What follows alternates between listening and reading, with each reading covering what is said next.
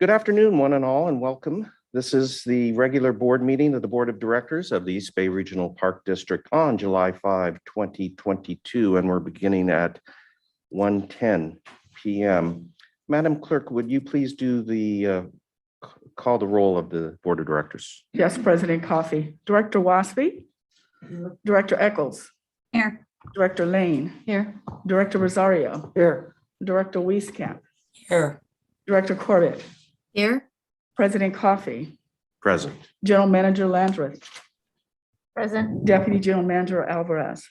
Present. General Counsel Burgo. Here. AGM Cook. AGM Chief Chiabara.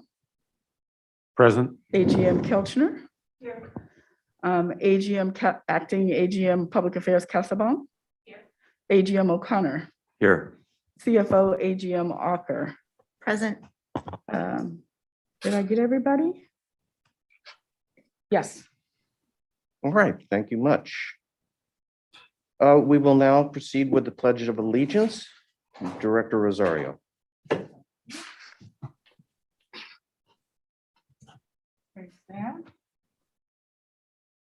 I pledge allegiance to the flag Of the United States of America, and to and the to the republic republic for which it stands, one nation, under under God, indivisible, with liberty and justice for all.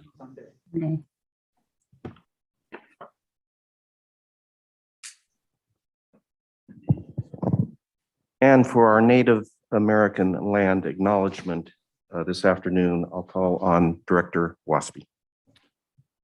The East Bay Regional Park District's headquarters is located within Huichin territory on the unceded lands of the Ohlone Chochenyo-speaking peoples who have continuously lived upon this land since time immemorial. The lands now encompassed within the boundaries of the East Bay Regional Park District are the ancestral territory of the Ohlone, Bay Miwok, and Delta Yokut. Today's Ohlone, Bay Miwok, and Delta Yokut people are thriving, vital members of the greater Bay Area community. They remain intrinsically connected to the land they have stewarded since time immemorial. So please join us in recognizing and honoring this land and their ancestors, elders, descendants, and all other members of their communities. Thank you, Director Waspy. Today's meeting is being held pursuant to the Brown Act as amended by AB 361. Board members and staff may participate via phone and video conferencing. Public comments may be submitted one of three ways, and I'll ask Madam Clerk to describe those vehicles. Yes, President Coffey. Members can send their comments via email to myself at yburial@ebparks.org, via voicemail at 510-544-2016. Leave a message and we will transcribe it and give it to our board members, or simply by joining the meeting and raising their hands at the appropriate time. The Zoom link is listed on the agenda. Public comments will not be read during the meeting, but any written emails or transcribed voice messages will be included in the final board packet. All comments and letters received before 3 p.m. deadline yesterday have been distributed to the board, and again, will not be read at this meeting. Thank you. Okay, thank you, Madam Clerk. Next matter on the agenda is approval of the agenda. Is there a motion to approve the agenda as presented? So moved by Director Rosario. Second? President Director Coffey, Eccles. just a reminder, we do have to make a change to the notice of elections, item C. We're not at consent calendar yet. Oh, I'm sorry. Thank you. I'm ahead of the game. You're ahead of me a little, which is rare. I'm usually way behind you. Could we do So that again? we have a motion by Director Rosario to approve the agenda, and it was seconded by Director Eccles. Okay. Please call. the Yes, roll. President Coffey. Director Lane. Aye. Director Rosario. aye, Director Waspy. Aye. Director Eccles. Aye. Director Wieskamp. Aye. Director Corbett. Aye. And President Coffey. Aye. Thank you. Now we arrive at what you described earlier as to items not on the agenda this afternoon. That would be public comment on items not on the agenda.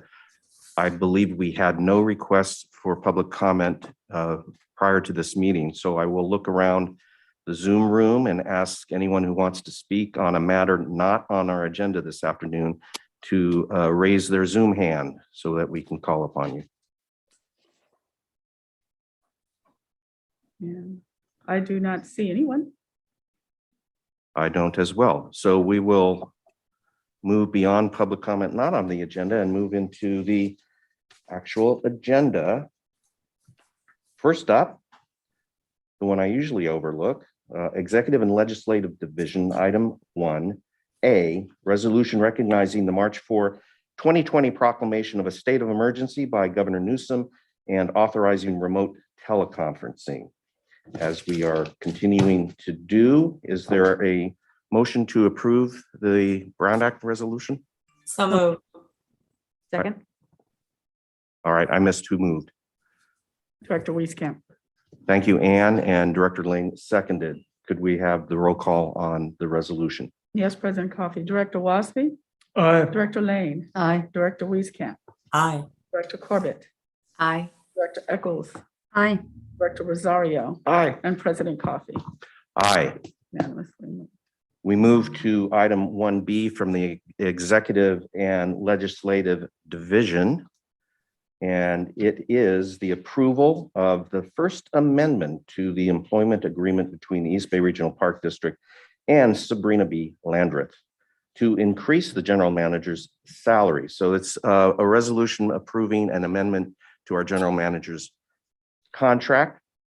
The government code at section 54-593C3 requires an oral summary of a recommendation for final action on the salary or compensation to a local agency executive. The item before us recommends a 3% increase in the salary of the general manager, Sabrina Landreth, retroactive to her one-year anniversary with the Park District. The board recently conducted an exhaustive evaluation of the general manager's performance and determined that she exceeded expectations in meeting the annual goals and objectives of her position agreed to by the board and the general manager, and that she has otherwise had what can be characterized as an exemplary performance. For these reasons, I will recommend that the board vote to approve an amendment to the general manager's employment agreement to effectuate this recommendation for a 3% salary rise retroactive to the one-year anniversary date. Is there a motion to approve? So moved. Second. That was Director Corbett and Director Wasby seconding. Please call the road. I should ask if there's any public comment again. We haven't had a prior request for public comment, but I'm going to look around the Zoom room. Again, if there's public comment on this agenda item, please raise your Zoom hand and we will call upon you.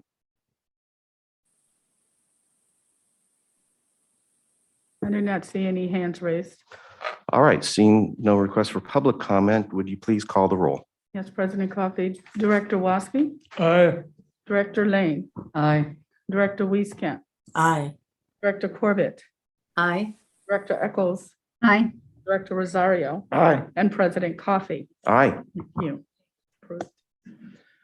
So we've completed the executive legislative division matters. We now move to our consent calendar.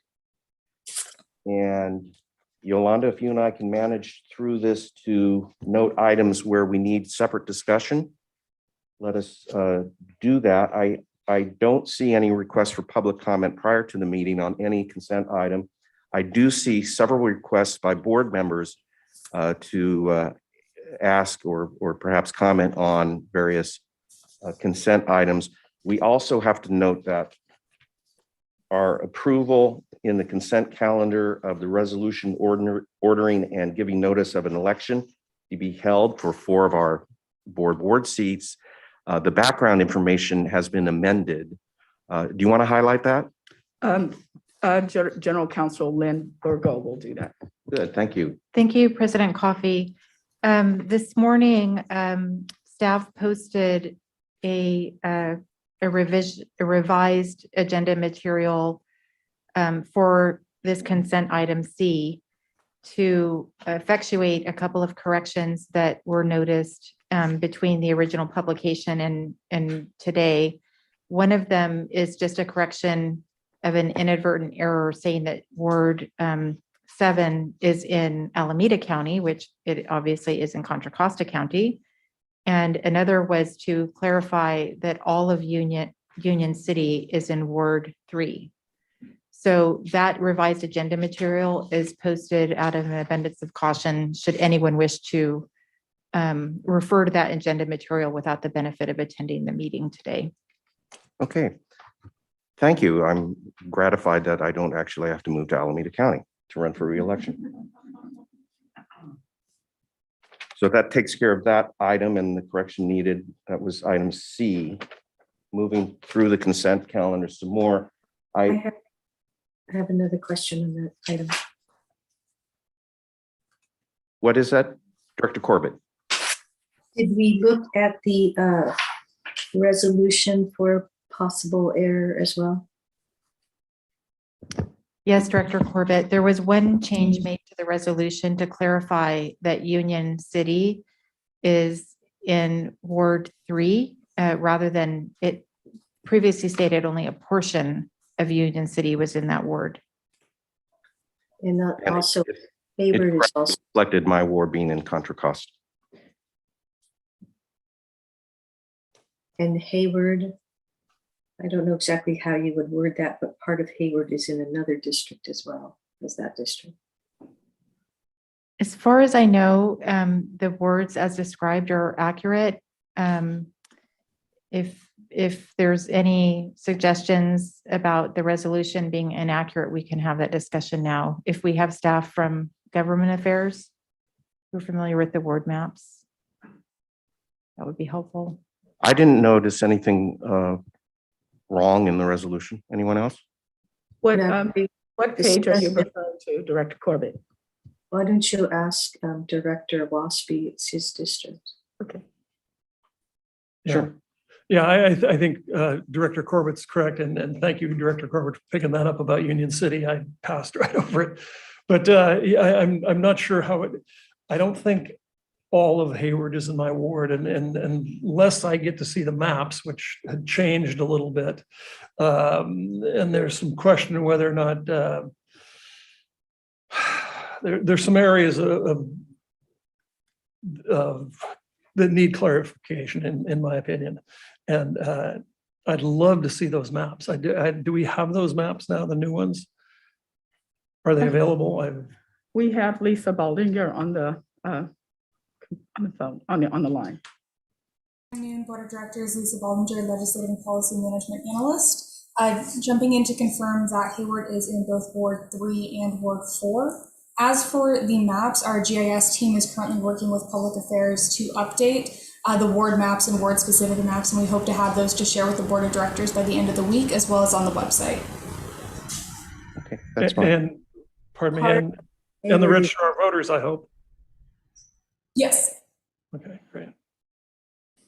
Okay, but the resolution isn't dealing with our boundaries. The resolution is asking the two counties to hold our elections and consolidate them with the general.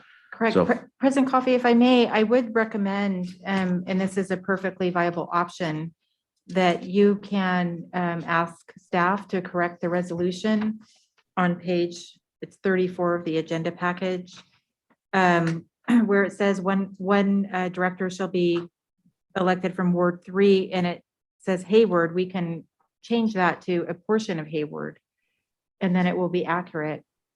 I agree with you that, the maps are the maps, and those will be posted by staff at some point, but you are perfectly entitled to make that request before and approve the resolution as All right, let's directed. put the item back in the consent calendar and note that it will be amended accordingly when the consent calendar is approved. All right. So we'll move to next item. I believe Director Rosario and Director Waspy had questions on item H. And Madam Clerk, if I miss or just miss any of these, let me know. Yeah, Director Rosario also had questions and comments. I believe they were actually sent, but you may not have seen them because they were just sent to you. Item J and item K. Item J was on Doolan Canyon, and item K was on Carquinez Strait Regional Shoreline.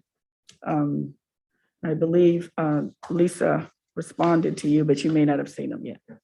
Yeah, so I don't know, Lisa, if you're on the line. There you go.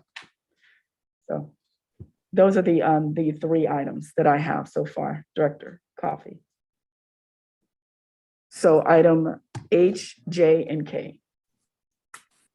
All right, H, J, and K. Then do we have, let's take up H first, and however it is deemed by management appropriate to respond to the director's questions. On item H. Item H is authorization to amend a contract with VKF Engineers by $75,000 and transfer and appropriate $250,000 for the replace sewer project, Anthony Chabot Regional Park, and had Lisa Borgian on the line. Great, thank you. Lisa? Thank you. President Coffey, could we just, for the benefit of the public, have Director Rosario tell us what his question was? That might help. Great, thank you. So my questions I have several on Anthony Chabot. I just wanted to confirm this was for design only, is that correct? Correct.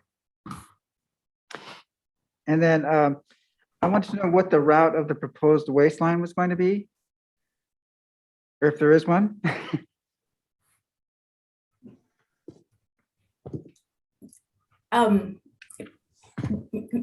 May I respond? Yes, please. Okay. Good afternoon, Director, Board of Directors, President Coffey, Lisa Gorgon, Chief of Design and Construction. Thank you, Director Rosario, for your questions. So I would just start off by saying that we are giving a full presentation on this project at next week's board operating committee. So we apologize that it's not before this action, but we will have a more in-depth presentation next week. The proposed route of the sewage line is still undetermined. We had initially planned to follow the existing roads, but there are some environmental challenges with that. And so we're looking to utilize one of the existing pipes and following that up. So we're still working on that. There's been more information that we've gathered from our consultants and our team since this board material was submitted. And so we'll be going into that route of where we think this line is next week. Okay. And then I know this is about the sewage lines, but what about the water lines? Are those going to be part of this process, or are going to be an additional contract? We'll be replacing a portion of the water line that goes above land as part of this, but that's the only portion. Is that from the point of origin off of Skyline Boulevard? You know, I'm not sure exactly. And actually Glenn Gilchrist is here, and he actually does have a map, so we can show you generally. So, and he probably can answer about the water line as well. So, Glenn, would you like to, is it okay if Glenn shows his screen? Sure, certainly, Glenn, jump in. Okay, let me, I assume people can see this now. There you go. Mhm. Okay, this is a draft of a presentation that's coming, but I wanted to show you the map. I can here, make it a little bigger for you. So we originally planned on following the The blue alignment here is the existing pipe alignment. And there are some problems with that. We won't go into here, but there's some problems with that alignment. We're doing a new alignment, and primarily we're going down the road, this magenta line. This is the golf club. Mhm. And then we're going back out to the to Contra Costa County, not Contra Costa County, to Castro Valley Sanitary District. And that's where we join them. This portion here is going to be in a paved road. This portion here is going to be in a dirt road. This is the problematic section right here. We've drawn a red line that's shown in red. It is passing through some environmentally sensitive area. We were looking into doing directional drilling there. The cost came in extraordinarily high. And so now we're reevaluating an option of following more closely the existing alignment, this blue line for this section. We have trouble locating the line, and we need to make sure that it is suitable for pipe bursting, but that will be our, most likely our proposed alignment. We'll be following the existing alignment with pipe bursting. We're having a very difficult time with environmental permits getting this red line in. As far as the water line goes, I cannot tell you exactly where that is. There's a section of pipe where there was a break several years back, and it was replaced with a long overland section, and that's the portion we were going to replace. I'm not sure, Director Rosario, if you probably have a better idea where that location is than I do, but I'm not certain.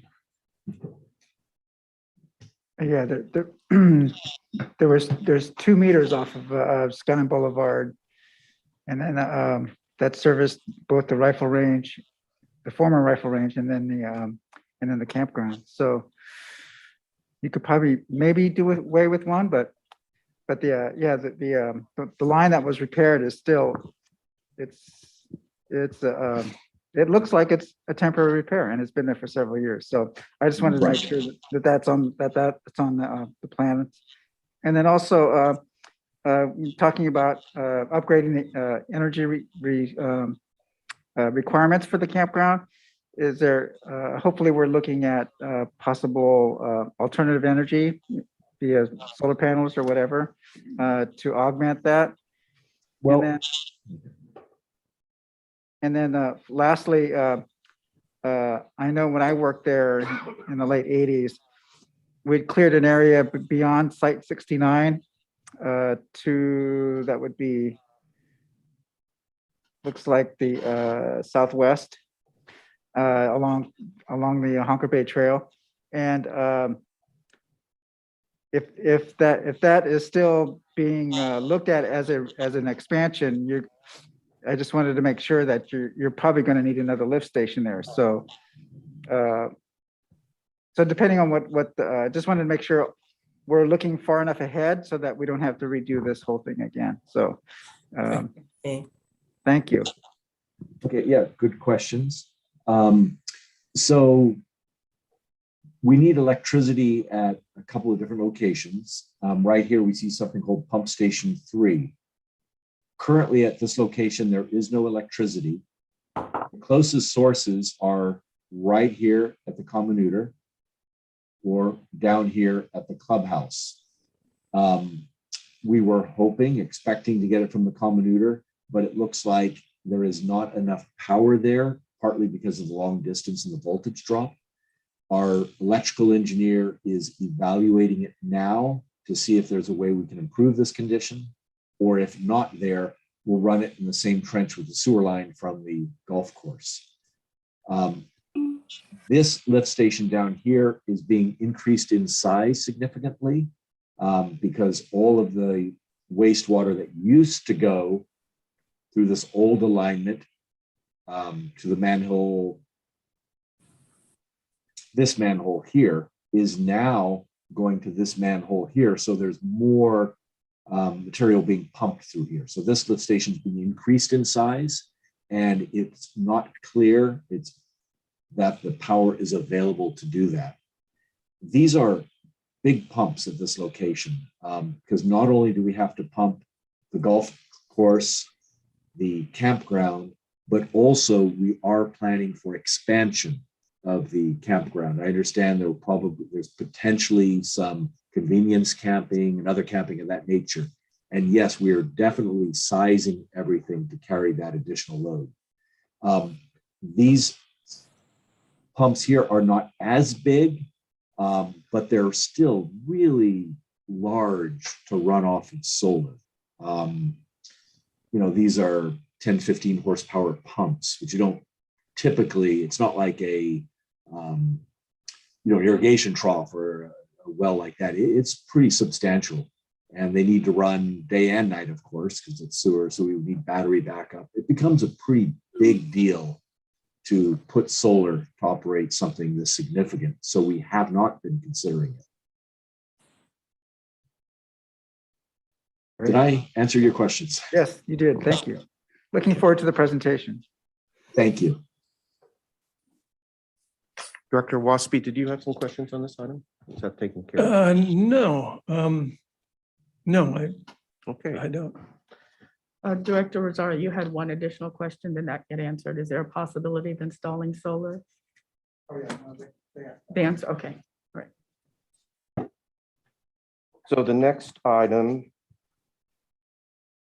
Is there item were J. board member questions on J. I do want to note that on I, we did get a public comment by email on I, and we all got a chance to read that. But the objection from, I think it was Mike Vanderman, was addressing the Sunol Niles Canyon Trail, and this project on item I doesn't involve that trail. It involves Yes, our own trail. So we did get Mike's comment, and it's been circulated. and Sean did respond to that. I don't know if you saw his response. He is Yes, I did. on the, you did? Okay. Okay, item J, authorization to grant a license agreement to the city of Livermore for access into Doolin Canyon. Director Rosario? Yeah, I was just curious as to what the mitigation projects were going to be, if we know. I can ask that. Good afternoon, President Coffey, members of the board. Mike Reeves, your Chief of Land Acquisition, and all of that falls really within our planning and stewardship departments. The mitigation of the 211 acres of our Doolin Canyon Preserve. The focus is on a wetland. It's really a large cattle pond, and that's in the southeast corner of the preserve, and that's the focus of the mitigation and the restoration efforts. Thank you.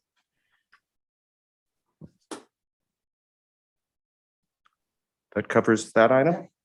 All right, lastly, item K, authorization to grant an underground utility distribution easement to BG&E. Again, Director Rosario had a question. Yeah, thank you.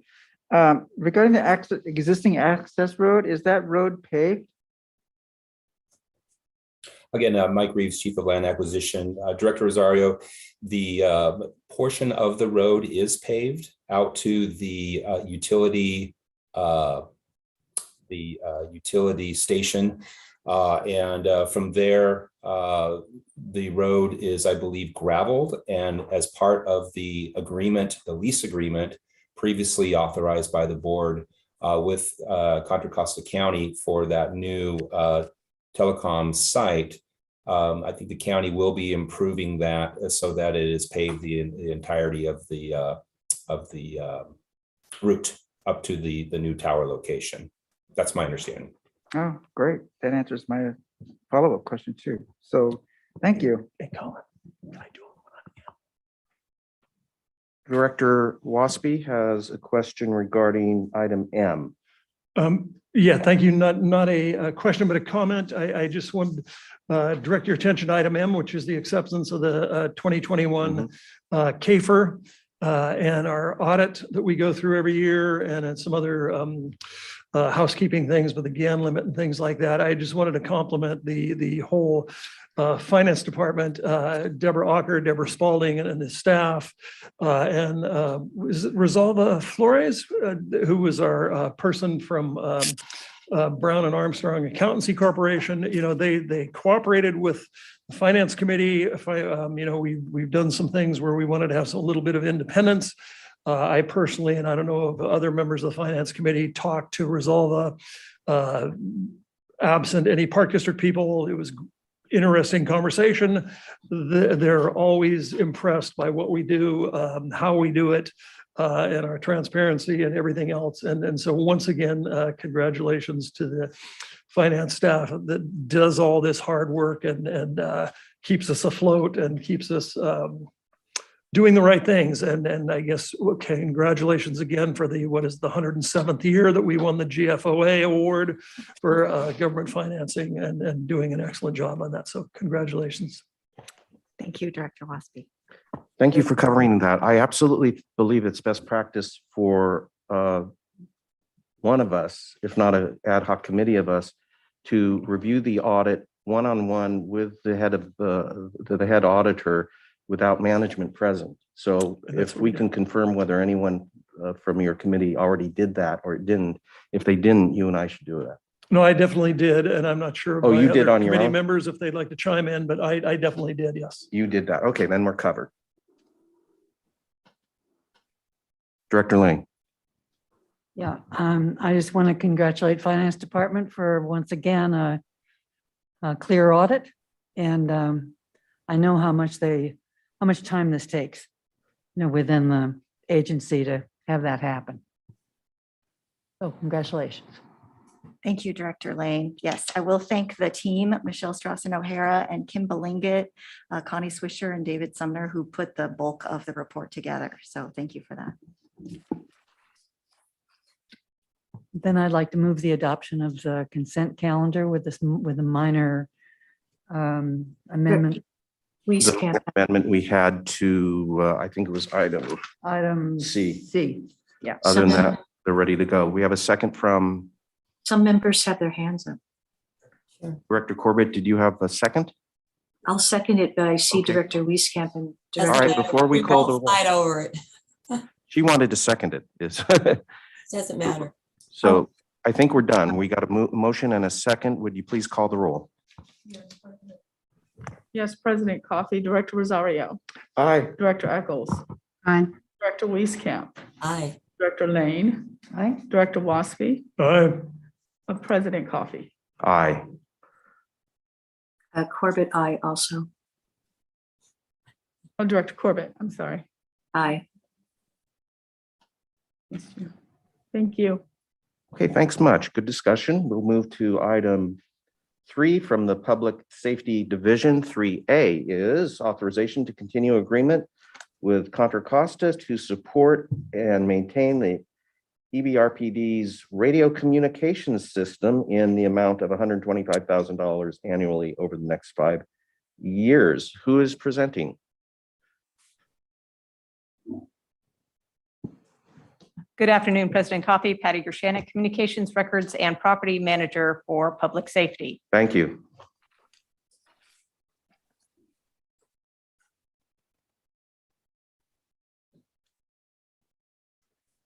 Take your time pulling it up. 3A.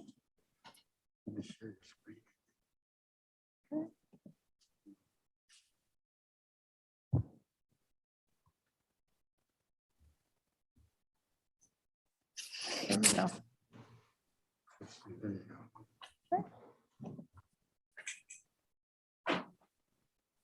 Sure. There we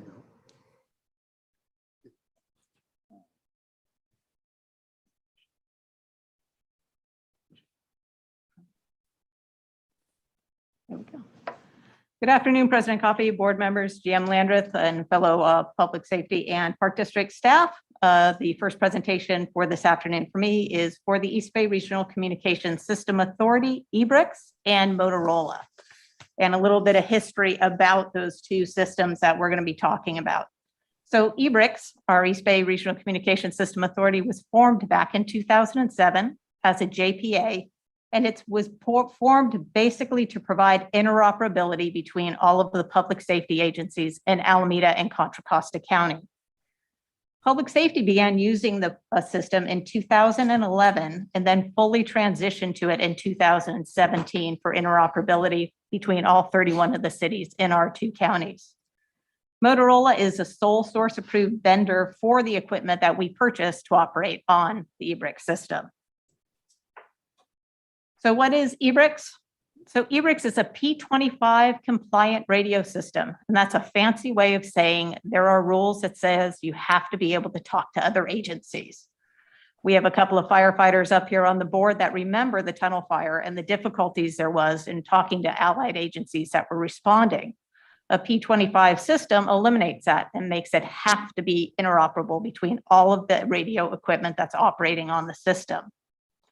So Ebrix right now incorporates 31 radio towers that are spread out between the 2 counties, soon to be 32, as we're adding another one in Antioch, which will help our James Donlin corridor and pick up a lot of the Black Diamond and Contra Loma area out there.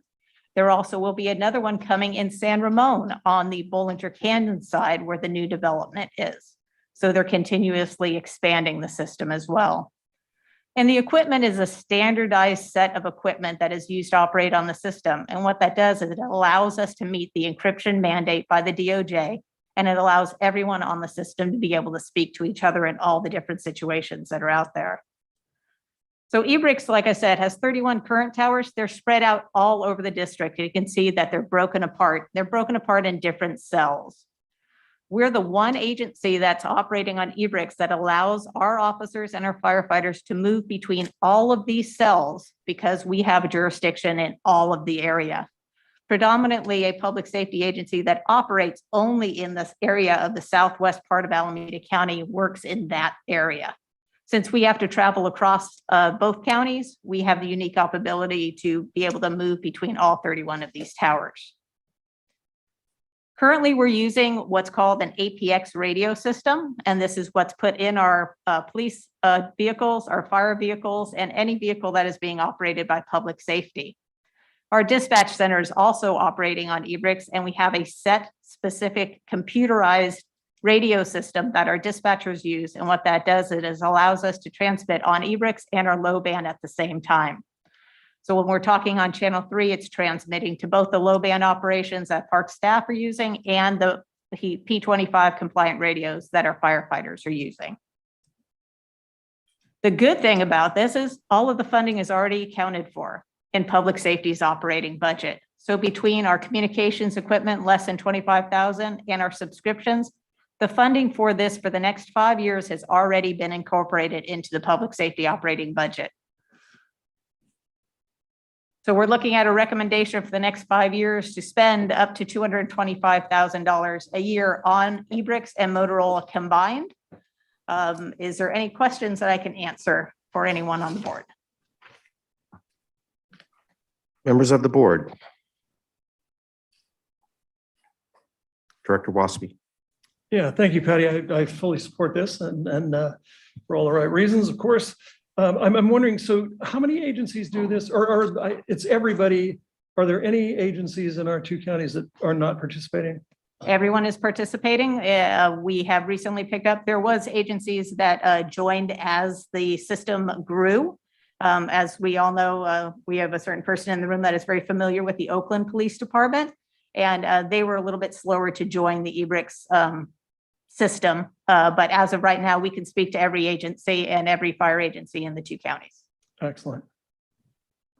And no one's dropped out. It's proven to be, everybody's finding it as successful as we have. Instead of trying to maintain your own radio system and then figure out how to talk to your neighboring city, this answered the question of it's happening here and the crime doesn't stay within the city boundaries. You know, the bad guys leave. So how do we talk to the agency right next to us? How do we let them know what's coming? And this system actually eliminates that. So any major incident, everybody can switch over to an interoperable channel. They can all speak to each other. Our dispatchers can talk to other dispatch centers directly on the system and give that information immediately as the incident is happening. All right. So are there any other jurisdictions around or geographical areas that are trying this also? Well, funny you should ask that. So currently, Ebrix, which is the South Bay Regional Communication System Authority, is the Santa Clara system. Bayrix is the Bay Area wide, which is what San Francisco is looking at. Solano County just went to Ebrix, and it's actually being supported by the Contra Costa County Department of Information Technology, which I will be presenting on in just a couple of minutes, as they're supporting Ebrix for Solano County as well. So every agency in Solano County just transferred onto the system. All right. Thank you. Director Lane, could we drop the slides from the screen? Yeah. Thank you. I'm glad to hear that it's working so smoothly now. I remember the discussions when it began. And I'm wondering if two things. One, is there any improvement in the system on behalf of the Park District that you would like to see? And two, is it likely that at some point these various county, or in our case, the East Bay systems will be expected to or will begin to discuss a system that would include all of the Bay Area counties? So the system, the way it's set up, because it is a P25 compliance system, we have the capability to be able to talk to the other counties already. So it has that capability where we're just moving to an interoperable channel. So instead of the officer speaking on what's called PD1 for our agency, they'd switch over to Alameda County 1, which allows you to talk to every agency in Alameda County. And then there's ED Law 1, which allows you to talk to every agency that's in the East Bay. And as we add more and more, those channels can be programmed into your talk groups. And actually, as we're moving forward, we're going to be adding some of the South Bay and some of the Solano County as fire response goes in multiple areas. And so we'd be looking at probably the fire being the first to go, but to have the ability to talk on all of Solano County's channels at the same time. There are certain cities that have made it mandatory. San Ramon is the one that gets the biggest attention right now, where anytime there is a development, housing development in the city of San Ramon, they passed a charter that says you must be able to maintain the public safety radio technology at an acceptable level, which is 95%.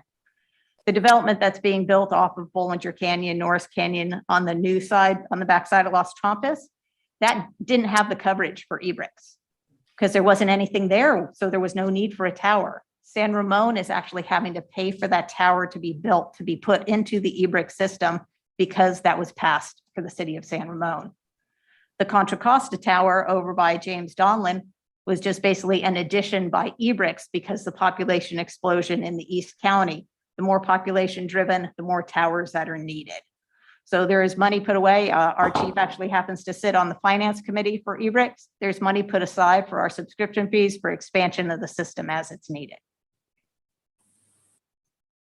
Well, so how much does San Ramon have to pay for this tower? It's approximately $1.2 million to get it up and running. And that's not including some of the land and PG&E work that will need to be done. But that is Very one that, interesting. yeah, Tom McCarthy, the president of Ebrix, actually brings that up at every meeting for everybody that has a city, that says anytime that you have an opportunity for a development, see if the developer will actually participate in. So it's not the city of San Ramon, it's a developer that's a city of San Ramon chose for that development that actually has to fund that cost. Okay, thank you.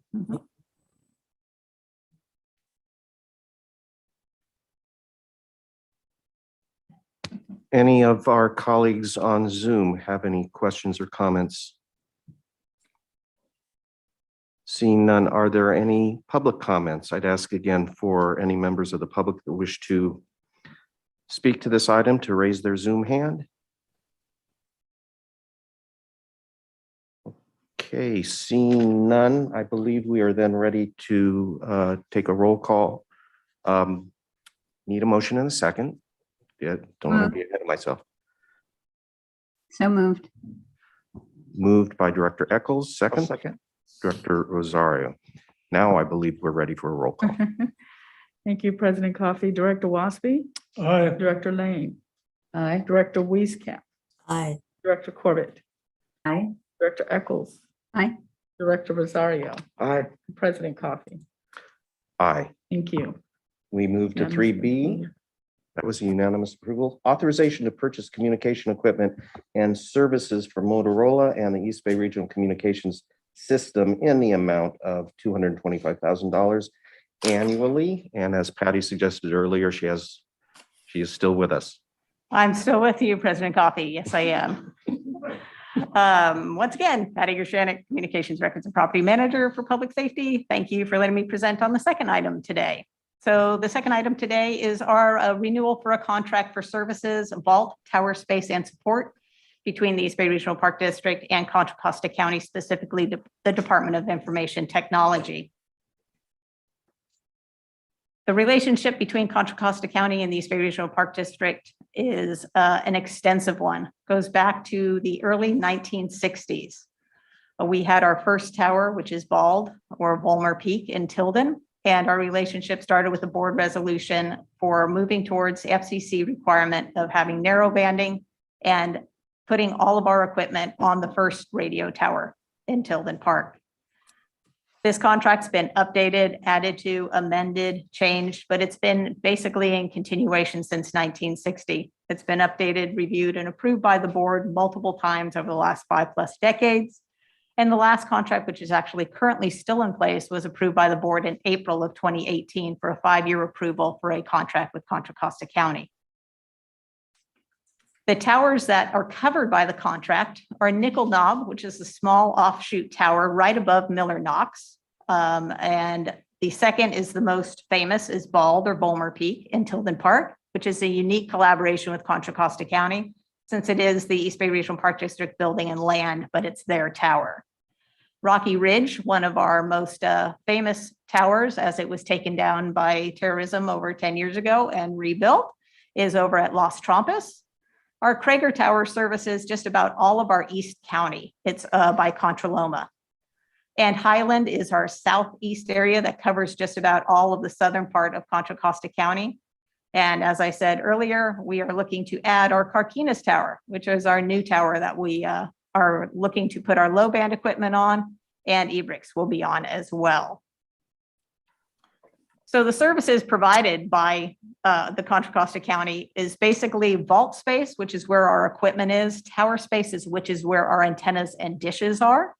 And it's throughout all of Contra Costa County for their towers. It also covers the radio repair, support, and alarm monitoring for the entire infrastructure of the district 24 hours a day. That means if we have an issue at any of our 9 towers, one of the Contra Costa County radio technicians receives that alarm and responds appropriately. They also handle all of our code plug development, program services, servicing for all of our radios, including the low band radios for park operations and the Ebrix radios for public safety. And they are our key entrance for all of the vaults, whether that's in Solano County, Contra Costa County, the state of California on Mount Diablo, or at Monument Peak. So they provide entrance and accessibility to all of those towers, not just Contra Costa County. And as you can see, it's pretty spread out. So they're traveling a great distance to cover everything from Cement Hill up in Fairfield all the way down to Monument Peak. And those radio towers are monitored, like I said, 24 hours a day. They also do support the Ebrix radio equipment that is used by our police officers and firefighters, as well as our dispatchers, and they do monitor that system for any malfunctions or issues as well and respond accordingly to address any issues on that system for public safety. And once again, the great news is that all of the money that is necessary for this contract is already in public safety's operating budget. So it's repair and maintenance, as well as property rental and lease. So over the 5 years, not to exceed $125,000 per year, or a total of $625,000. Contra Costa County will provide all of our support, maintenance, and repair, as well as the space for our equipment and our radio and towers antennas to be at on all of their towers. So we're recommending that we move forward with authorization to renew our contract one more time with Contra Costa County for the next 5 years, including the new Carquinez Tower, and not to exceed that $125,000 per year for a total of $625,000. can I answer any questions about Contra Costa County? Thank you, Patty. Board questions?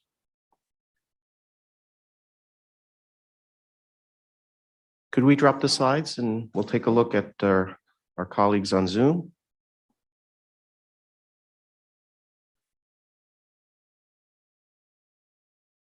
Any questions? It's a very good presentation, Patty. Does not appear to be any board questions or comments. Are there any public members with questions or comments? Please raise your Zoom hand. Seeing none, is there a motion to approve the resolution as presented by Patty? Yes, I'd like to make that motion. Director Lane, and second, Second. Director Waspy. Please call the roll. Yes, President Coffee, Director Waspy, Aye. Director Lane, Aye. Director Wieskamp, Aye. Director Corbett, Aye. Director Eccles, Aye. Director Rosario, Aye. and President Coffee. Aye. Unanimously approved. Thank you. Thank you, Patty, for both Thank you. presentations. Very well done. We'll move to the General Manager's report. Item 4. Great. Thank you, President Coffee and members of the board. We are going to have Chief of Mass Robert Kennedy go ahead and give an update. But while he's getting set, oh, he's here, but hang on one second, Robert. I'm going to go ahead and have both operations and public safety give a very brief report on our 4th of July weekend.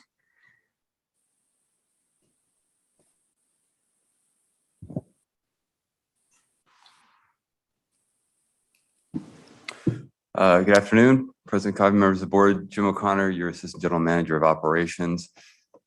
Good afternoon, members of the board, President Coffey, General Manager and community members, Anthony Chaburo, your Chief of Police and Agm of Public Safety. So I think the chief and I both have about the same update for all of you. My team of managers and myself were out yesterday visiting with parks and seeing what was going on. And the amazing thing was it was a very quiet July 4th, amazingly quiet. So of course, Contra Loma, which is usually a hotbed of activity, is the pool is closed, the lagoon is closed. We stopped by there and it was a really, really slow day and staff were in a very good mood. And Robert and I were traveling around together. So we went out to Del Val, got there about 1:45, drove right into the park with no traffic, which is like a miracle. If you know what Del Val is like, usually on a July 4th. Of course, a couple of factors that led into this slowness was obviously the weather is very cold over the weekend. It was a Monday holiday. A lot of people left the campground at Del Val pretty early. But staff told me that they thought it wasn't even as busy as a normal Sunday in the normal during the peak season. It was very, very slow. Drove around the park. It was unbelievably slow. So all in all, a pretty slow weekend and no fires, which is great news. We had a tiny fire, I think, out by Miller Knox, which was put out very quickly. But other than that, pretty slow. Thank you, Agm O'Connor, and good afternoon again. Anthony Chaburo, Agm of Public Safety. Similar to what Agm O'Connor said, we had a slow day, nothing unusual to report. Our call volume did increase as the day progressed, which we did anticipate. I think the highlight of my day was I went to Cole Canyon, and at the 3 o'clock break, the lifeguards sang the national anthem. So they not only caught my attention, but I stood at attention because I was in uniform and they did such a nice rendering of our national anthem. And that is my report. Thank you. Members of the board, Director Rosario. Yeah, I heard over the radio that Contra Costa Fire responded to 40 fires and that they said the largest one was at near Bay Point. Was that not on our property? Thank you, Director. So I was on the phone with Lieutenant Kocher and he did respond to Bay Point. It was not on our property.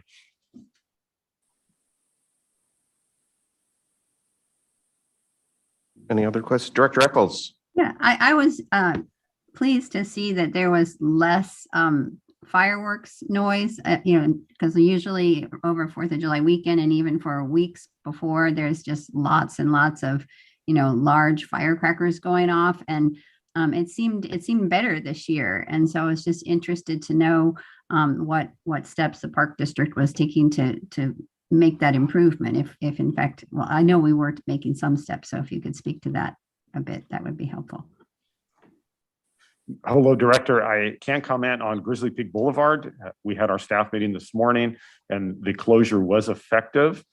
And that is one of the best firework updates I can give you. Again, Lieutenant Kocher was on scene there. He gave the Oakland officers some water and had a nice conversation with them. As far as fireworks go, we did get some reports, particularly from Western Contra Costa County. We think there may have been some confusion with a local fireworks show. So we were hearing some radio traffic regarding community members who perhaps mistook that show for something else. At the same time, we did get reports from staff, not only at their homes, but in general, that there were fireworks and explosions going off throughout the area. Director Lane? Yeah, I have a couple of things, speaking as somebody who went to a barbecue in San Ramon, that county line is really interesting because they sell fireworks over the county line in Dublin. And there are fireworks in cul-de-sacs and on driveways everywhere in Dublin. And a few of them spill over into San Ramon, but it's a very interesting conversations about that line and fireworks. And then my other comment is that, Shadow Cliffs, of course, doesn't have any water to speak of. And usually that is a huge July 4th event in lots of ways. And so I would hope that, well, of course, I'd hope there's water next year. But as we look at next year, I would hope that staff might take a look at the finished pavilion there, which will be finished then, and works to put something together for the public that features that pavilion, because that park certainly needs some attention. And July 4th might be a good time to do that. So thank you. Director Lane, I'll take that under advisement and talk with staff.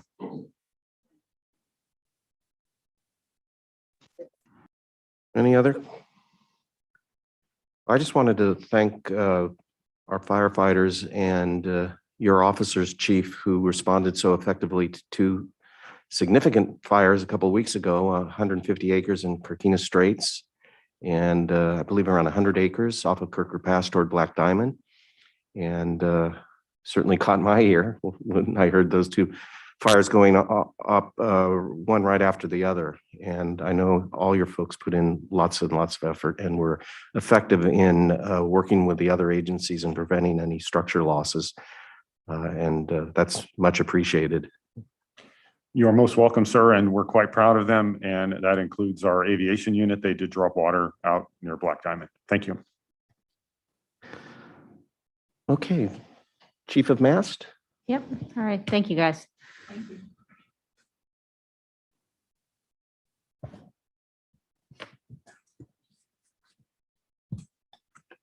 Good afternoon. I'll just get set up.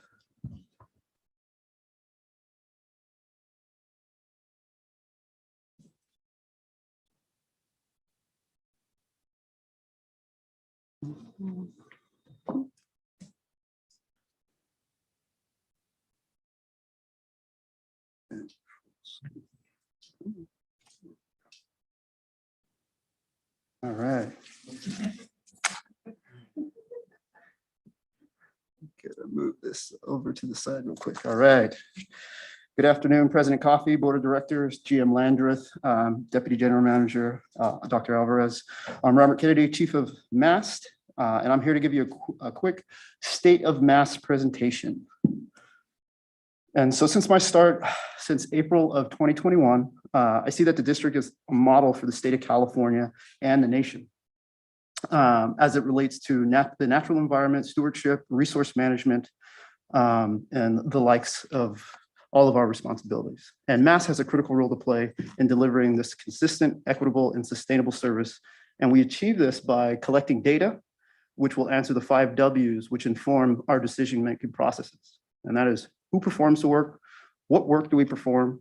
Where do we perform the work? When do we perform the work, preventative versus reactionary? And then why do we perform the work? And this gives us a baseline assessment for associated maintenance costs, planning and preparation, staffing levels, equipment, and required staff to take care of it. And this is achieved by developing and integrating computerized maintenance management software for all of the areas of responsibility that MAST has under its wings. And that is fleet, roads and trails, small trails, sanitation and recycling, major maintenance and contract and access permits, trades, and our utilities. And today I'm going to give you some high-level information about all of our areas of responsibilities. So fleet, as some of you may or may not know, we have over 993 vehicles in our rolling stock. And this presents a number of challenges that a staff are responsible for. And we address these challenges by being able to put forward requests. And I want to thank you for this past budget cycle and your ability to provide us with a new service manager at the Pacheco location, 2 fleet mechanics, and then an additional swing shift at Tilden. Fleet manager Jason McChrystal and management analyst Ruby Tumber and I have begun a district-wide vehicle audit to help us determine what the district standards are going to be for vehicles and how we work. We're also revisiting the 2019 Green Fleet Management Plan and making additions that support EV technology. And we'll continue to use this as a guiding document as we purchase additional equipment. We have also narrowed down the possible fleet management software to 2 different candidates, and that is Chevron and CityWorks. And we'll make that decision soon.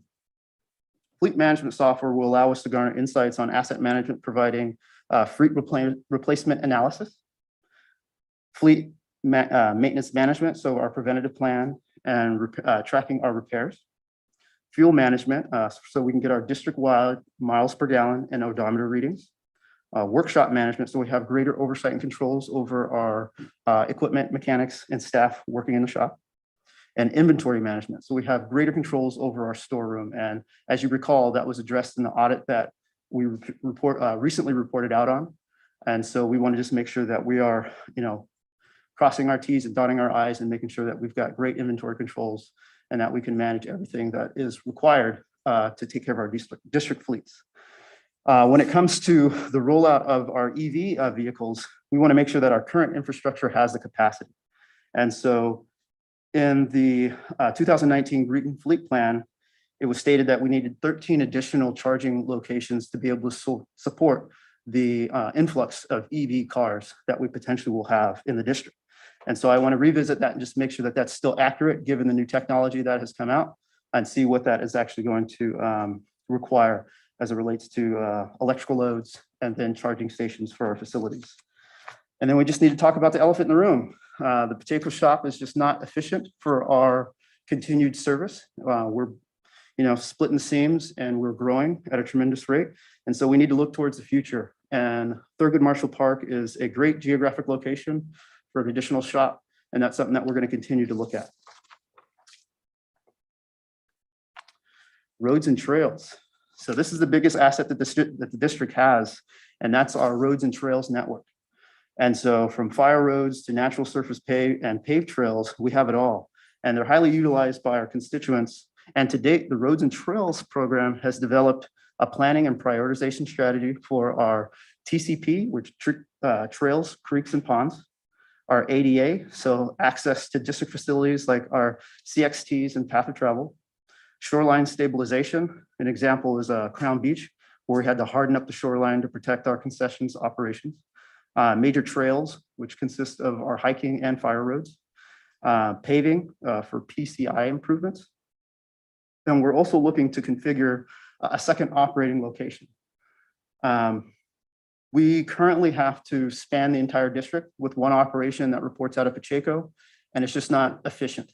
We're constantly having to stage equipment and pre-plan so that we can work effectively and efficiently And if we had a separate second operating location, we can cut that drive time down and be a lot more effective. And we're possibly looking at the Guarini property at Los Trampas because it has a lot of the shop space and laydown that we'll need for our equipment. I also want to develop employee training so that we can get our staff up to speed. We got to grow our own, right? So I want to be able to get staff the technical experience that they need for the ongoing maintenance of our roads and trails. And I want to get the apprenticeship program going so that we can internally grow our own staff and be prepared for anything that might come our way. Operator refresher training courses so that our staff are versed on all of the equipment that we utilize in roads and trails. And then continue to do job safety training so that our staff are aware of the safety requirements when it comes to maintaining our roads and trails in the district. Small trails. This is the newest addition to MAST. And during this last budget cycle, we were awarded 3 positions, 1 small trail supervisor and 2 park rangers. You also allowed us to transfer the APW supervisor for our youth crew operation and program. And you approved the funds needed to be able to maintain this operation of $250,000. So thank you. We want to develop a working model for youth crews and groups throughout our district. And so we're looking at the model that we're using right now, and we're splitting that into 2 groups of 5 months for the SEA crew and then 5 months for Civic Corps, so that we can have greater coverage and accomplish more work throughout the district. With this group, I also want to develop an enhanced trails maintenance and building program so that we can have consistent widths, slopes, and brush clearing, which will allow our crews to prioritize the work and identify hazardous conditions. And as you know, from the pictures on this slide, we have tons of structures that we put in our small trails. And so we want to make sure when we're putting down these new assets, we're doing it the right way, because we have small bridges, retaining structures. We're also moving big, large boulders out of the way. And we want to make sure that our small crew has the training it needs to be able to tackle all of these challenges. And again, the small trails crew, the model that we have, they are essentially a group that's coming in to assist with the existing park staff at that location. And they are the service matter experts. And so they will come in to help bolster the site crews to be able to get this work done and have a park standard for trails maintenance. Sanitation and recycling. The wonderful world of sanitation and recycling is growing with big gains. And so with the new sanitation and recycling coordinator that you afforded us this past budget cycle, we have been able to take on some huge tasks.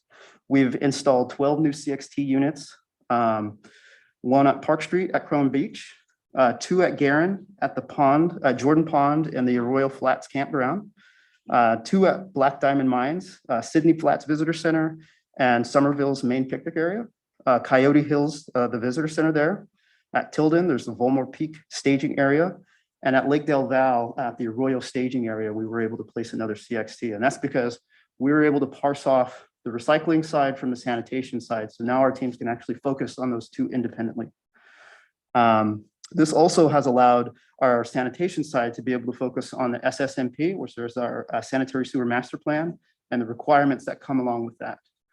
You afforded us with some after hours money so that we have a standby operation.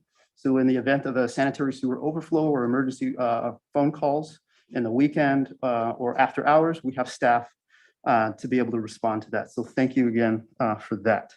On the recycling side, we are now going to be moving out to we have adopted 3-stream at all of our park locations. And I say the majority of our park locations because there's 2 holdouts. Del Val and Sunol. They, given our current haulers, they do not provide service at those locations. And so we're going to have to determine what the best use of our funds and resources are to be able to get those services. So right now, we're collecting that green waste ourselves and hauling it to another site that does have service.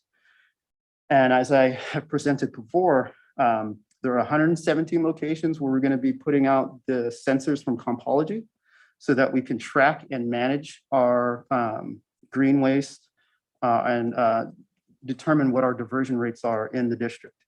And so this will actually help us to report out, obviously, see if we're reducing our CO2 emissions as we perform this work, and give us greater controls over our haulers.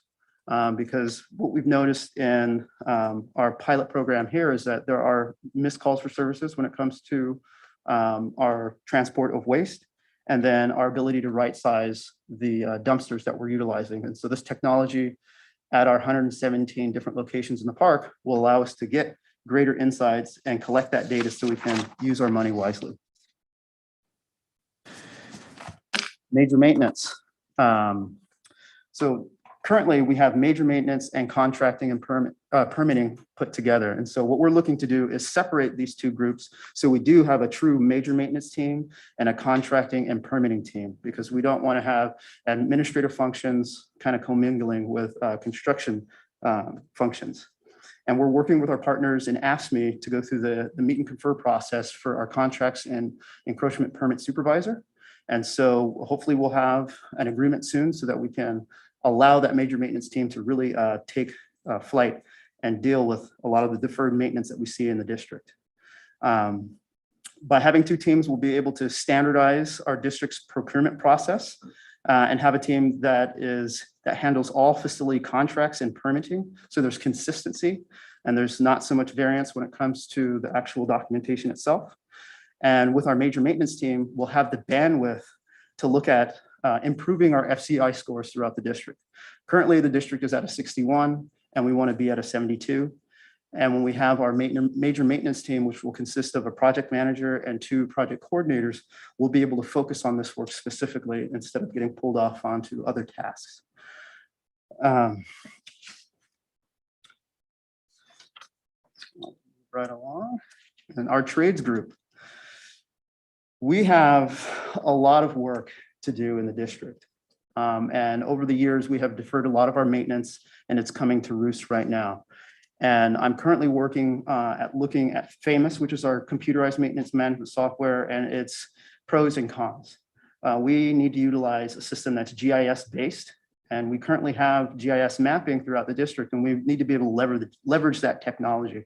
And our computerized maintenance management software needs to be able to work in kind with that.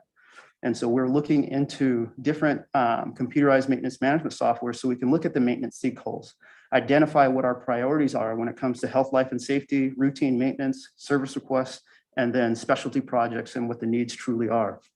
And due to our aging facilities and new property acquisitions, we're seeing a backlog and a high volume of work requests that come in. And so we need to be able to prioritize this work so we can come up with a clear program each and every year that's attainable. Water utilities, our last one. Last but not least is water utilities. And as you know, we're in the middle of a drought. And so this is going to become a high priority for us. And again, with our aging facilities and infrastructure, we are seeing a high volume of work orders as we're seeing pumps go down, we're seeing main lines collapse, and we're seeing the need for efficient uses of water. And so we're going to need to do an inspection and assessment of all of our assets so that we can ensure the integrity of our service lines and the equipment that's out there so that we're using our water in the wisest possible manner and efficient possible manner. And again, we have to come up with a prioritization strategy. And this is going to be determined on how we're using our resources, where they're deployed, and the benefit to our constituents. And so we also need to look at our crew makeup, because I don't know if you're aware of it, there's 3 individuals in the district that maintain all of the water utility assets. And that's anywhere from wastewater to our potable water services. And so you also were so gracious to provide us with another plumbing position, which we are converting into a pump mechanic so that we have internal staff that can maintain our pump and lift station equipment in-house. But as we look at the number of work orders that we're able to accomplish on an annual basis, we need to know if this is the right size crew for the district. And again, we're looking to centralize this location because this one crew has to maintain all of the water assets throughout the district. And so again, we're looking at the Guarini property in Las Trampas as a temporary site so that we can see how effective they can be from this one location. And as you can see, our mass crew are hard at work, and there's a lot coming on the horizon. And so this is a great team full of skilled employees who want to get the job done. And it's my goal to help them do this in the most effective and efficient way possible. By collecting data, we'll be more informed and have a clear direction for the services that we provide. And I can't wait to get started with that team. So thank you. Any questions? Thank you, Robert. Members of the board. Director Rosario. Yes, great report, Robert. And just one question. Where are you at? Let's see, how many vacancies do you have throughout your state? I'm probably down 8 total employees between the trades groups, our roads and trails, and then our small trails. Yeah. Okay. And then that's quite a bit. Yes. And then I'm not familiar with is it the Grains property at Las Trampas? The Guarini property, it's right across the street from Las Trampas. Is a new property that we've acquired. Oh, okay. And there's a large workshop there. The previous tenant or homeowner was an engineer, and he's got shop space that is really prime for either roads and trails operation, small trails, or water utility. So we're looking really hard at that location so that we can have that centralized spot or a secondary spot for our roads and trails crew. Okay, great. Thank you.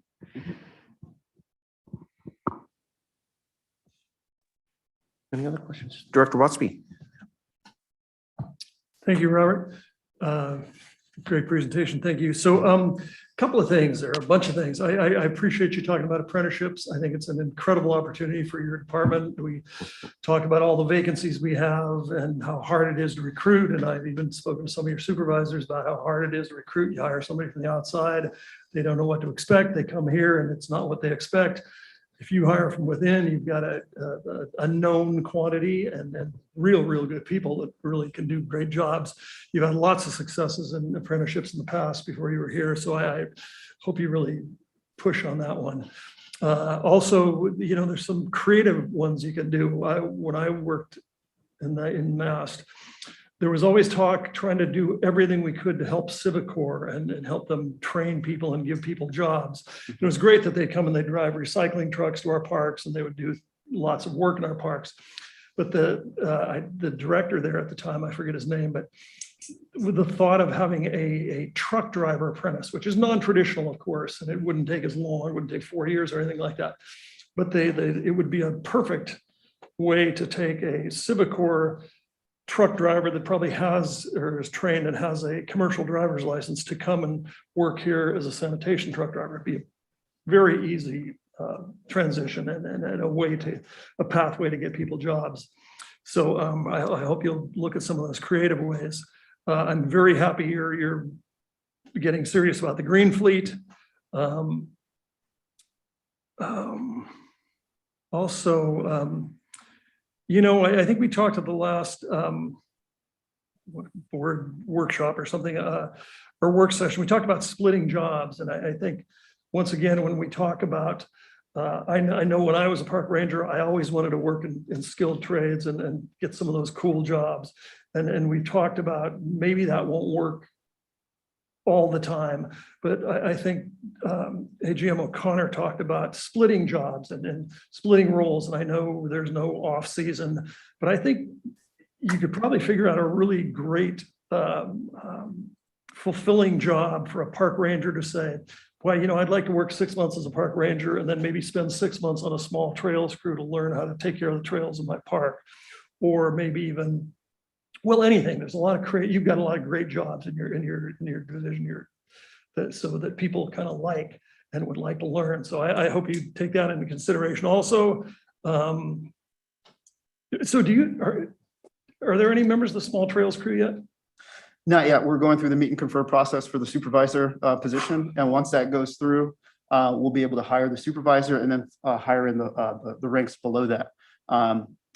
I am right in line with all the things that you're saying. I previously came from the city of Oakland where I was developing a training program for the sewer and drainage division. So I'm bringing all of that knowledge from that experience here.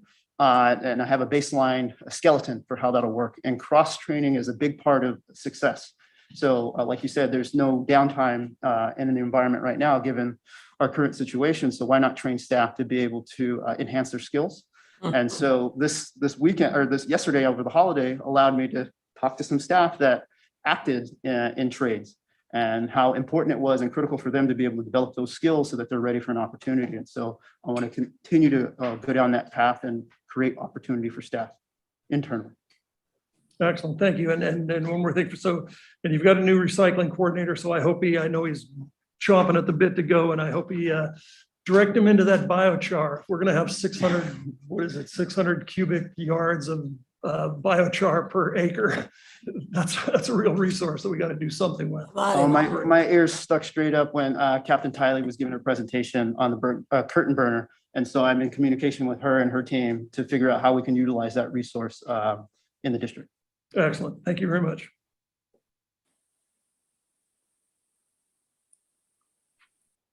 Want me to jump in?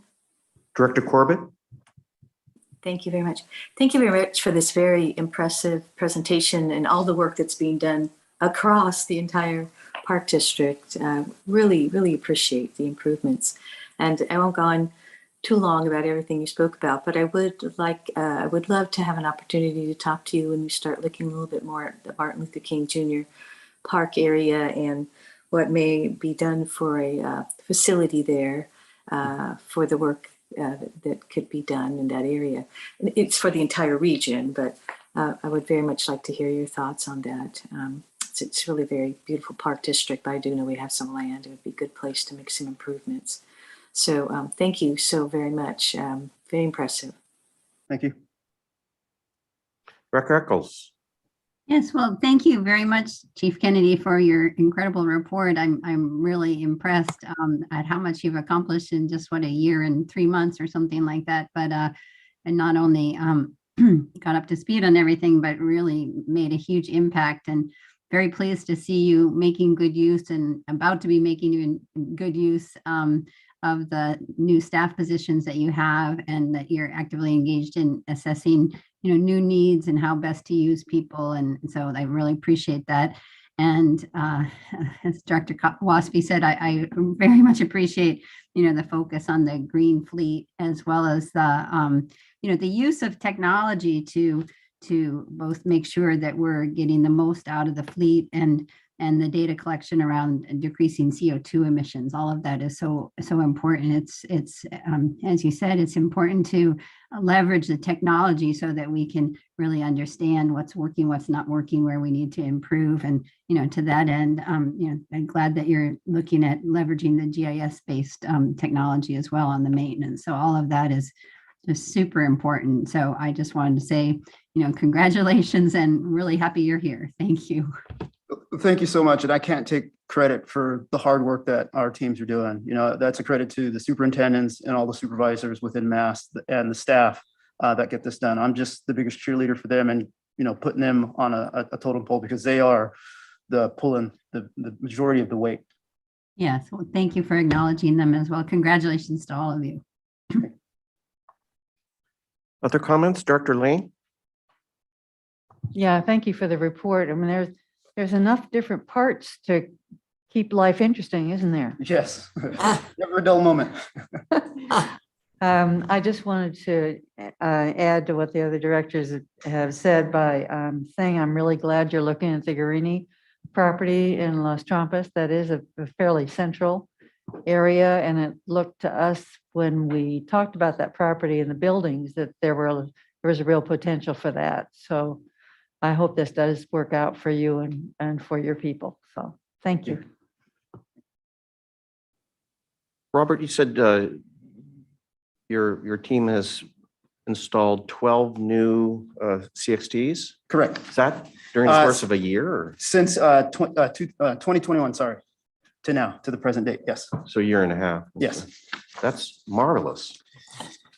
Again, I've got a rock solid team, and I can't say enough about them and their ability to coordinate the work and work in unison with our counterparts in DECO, and then also utilizing our job procurement process. Well, our customers really enjoy that work because the chem toilets, as you well know, are very, very unpopular. Yeah, that's history. We're moving towards the future. I'm waiting for the day we don't have any more of those third world chem toilets. Thank you. Okay, any more board members? I'm looking around Zoom. So we do have a request for public comment. Kelly? 3 minutes. Thank you. Clausewitz said, war is the continuation of policy with other means. Here at the Spark District, sewers, restrooms, and trail maintenance are the implementation of board policy by physical means. On October 28th, 2014, this district ran a press release under the headline, "Restoration work to begin soon at Mission Peak." And quoting from that press release, "To mitigate the ever-increasing problem of soil erosion, the Park District will soon begin restoration work on a 1,700-foot-long bootleg trail alongside Peak Trail. The trail will be graded with a compacted base rock to allow the path to be used year-round. This restoration project showcases the ongoing effort, funds, and resources necessary to preserve our natural environment," said Park District Chief of Park Operations, Mark Regetz. End quote. That new section of trail has the steep section, 24% grade, has eroded away completely, and all of the compacted crushed granite has fallen, has slid off the slope and fallen into disrepair. The district wrote checks that masked the maintenance and skilled trades people can't cash. This district installed 3 porta potties at the main entrance to Mission Peak in 2015. The operation department assistant general manager publicly proclaimed that these porta potties would be temporary, and your board approved $1.6 million to upgrade the restrooms and parking lot in September 2016. But nothing ever came of that. Every dollar is still sitting there unused in the project budget under the care of your finance department. Every dollar. Promises were made and promises were broken. MAST has failed to carry out the trail and restroom work that was promised for these showcase projects. And this is not just a failure of staff working at the ground level. It is a failure of board policy. It is a failure of political policy, and it needs to be fixed. Thank you. Thank you, Kelly. I see Ross Mitchell. Ross, 3 minutes.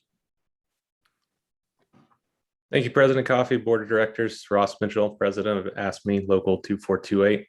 I wanted to make a short comment about the small trails crew and the subsequent positions underneath there. We are in the process, as Robert said, discussing the small trails crew supervisor. But additionally, the union has from the beginning, from the outset of discussion on this crew, thought that the positions underneath the supervisor also need specialized job descriptions as well. And we hope that the district will meet with the union in full discussion on that. It is a specialized skill as reflected under its maintenance and skilled trade division. Trail work should be recognized as the skilled trade that it is, and it would behoove the Park District to create job descriptions that reflect the work that those crews will be focusing the entirety of their time on, rather than using generalized descriptions like park ranger or park craft specialist or park service worker. So we hope that the district will meet with us on that, and the board will be discussing with staff about the need for that as well. Thank you. Thank you, Ross. Any further comments? Hearing none. Thank you, Robert. Very good presentation. Anything further from the general manager and her reports? No, that's the end of my report. Thank you. Moving on to item 5. Council, any announcements from closed session? No, Director Coffey, no announcements. Board committee reports. I'll ask Director Eccles whether there's any augmentation to the meeting minutes for Ledge Committee on May 24th. Nothing further, thank you. And we have 2 minutes from, we have minutes from 2 Finance Committee sessions in May and April. If there are no questions, they stand as posted. Very good. Then we will turn to closing the meeting out on board comments. And I'll just look at the Zoom room. Let's go with Director Waspy first, then Director Rosario, then Director Lane. Thank you. On the 22nd, I attended the Finance Committee meeting, which we just referred to. On the 23rd, I attended the board work session where we reported out of what the priorities were of the divisions and didn't have the opportunity to get to the board members, but well, it was a great, long, informative session. So I hope we'll continue that.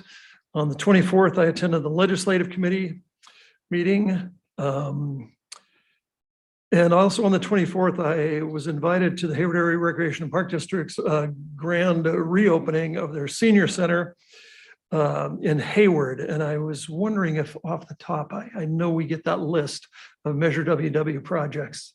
And does anybody know if, well, I know nobody knows at this point, but is there, can I reference that WW allocation to local agencies to see if that was part of it? I always like it, as Director Lane likes it, when we're invited to those things. I hope they acknowledge us that we paid for some of their acquisitions. And I don't know if that was part of it, but I could probably find it somewhere, I bet. I think I can get you that information. Okay, great. Thank you very much. On the 1st, I attended the board site tour at Ardenwood and Guerin. It was very informative and it was a great hike and a great day in the parks. Yesterday for the 4th of July, I took a hike in Lake Chabot. I went down to Ardenwood to celebrate an old-fashioned 4th of July. Staff was out there, lots of people having lots of fun doing old-fashioned fun stuff. I went to Quarry Lakes, Guerin Park, Don Castro and Coal Canyon. And boy, it was a slow day, although Castro and Cole had lots of swimmers. There were lots of people who want to go out there, even though it wasn't the hottest day in the world. And Chief, I like the way you interpret that. I tried to get to Coal Canyon. I just missed you. I saw you in the parking lot and I talked to your guys and I walked with Officer Rice down into the lake because I wanted to see that too. And you interpreted it as a very patriotic deal. Having someone who had like kids that were lifeguards, they force the rookies, they clear the lake and say it's pool break, and they make those poor rookie lifeguards get out there and stand on the platform and sing the national anthem for everybody. It's a great, well, it's not hazing, but it's good, clean fun on the 4th of July. I'm sorry I missed it. I hope you enjoyed it. And that's it for me. That's great. Thank you. Director Rosario. Oh, great. Let's see, on the 23rd, I had to attend the board study session, and I really got a lot out of that, hearing from each of the AGMs and what their needs and future, just their needs and they're looking to the future for each of their departments. I thought it was very, very helpful. I hope we can continue to do that in the future. On the 24th, attended the Legislative Committee, and the 25th, I attended a fundraiser for John Garamendi, and one of the things that which he stated, which has come to pass, is that the threats to the EPA, the threats to civil rights, so I'd like to make a comment on that later on, and then on the 26th, oh, that was my other hat, Friends of Sasso Creek. We did some trail work in Diamond Park. And then on the 28th, the 27th, I attended the PAC meeting. And I just wanted to give a shout out to Jim O'Connor. I thought he did a really good job in presenting the the pilot project for Briones, which is going to come to the full board. I think, and there's a lot of questions, but I think I thought Jim did a very good job. And I think the PAC members had an opportunity to have some discussion as well. And then on the 28th, I attended a legislative lobby day in Sacramento. It was very hot, but it was also very rewarding. I think we got a lot of little nuggets there in meeting with our legislators and staff. And